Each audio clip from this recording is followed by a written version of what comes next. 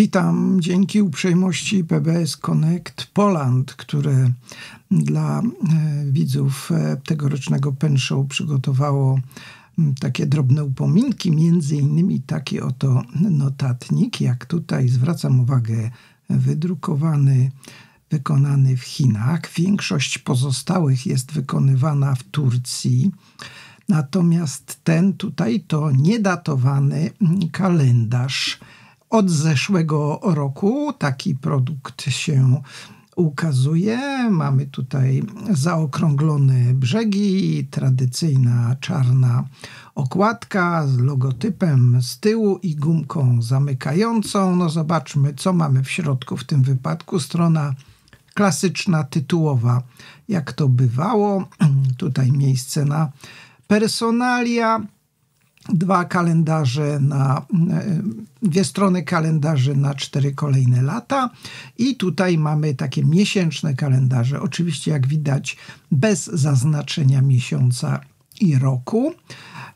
Tak, mamy tutaj 12 miesięcy, następnie strony takie dodatkowe na informacje jakieś o celach w danym roku, no i kilka kolejnych stron plus taka mapka. Dalej mamy już właściwy kalendarz. Tutaj miejsce na naklejki, który jest typowym tygodniowym kalendarzem, mającym z lewej strony dni tygodnia, a po prawej miejsce na notatki. I tak mamy dla 12 miesięcy. Natomiast ostatnie kilkanaście kartek to miejsce na notatki.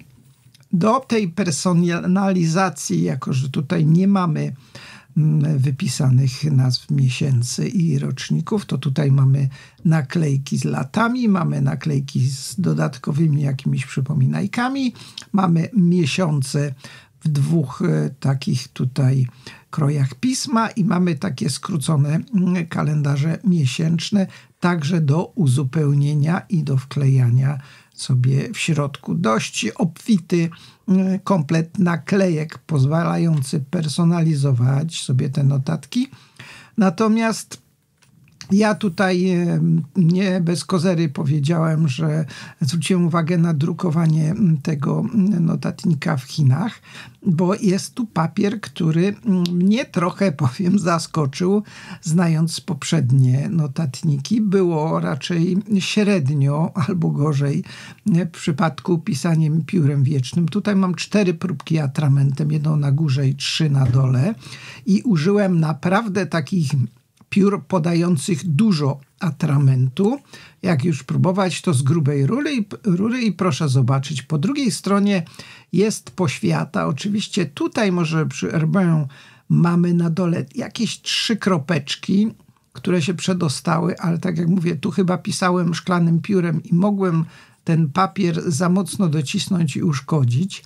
Natomiast ogólnie mówiąc, bardzo dobrze przyjmuje atrament, ten typ papieru, który mamy w tych notatnikach. Tak jak mówiłem, twarda to jest okładka, naprawdę twarda.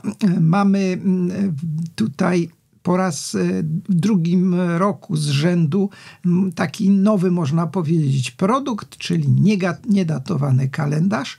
Rozkłada się bardzo przyzwoicie, jak tutaj widać, nie zamyka się, leży swobodnie. Mamy, tak jak już podałem wcześniej i pokazałem, komplet ciekawych naklejek. Jak zwykle u Moleskina nie można się tu przyczepić do jakości wykonania. Jest to dobrze zrobione.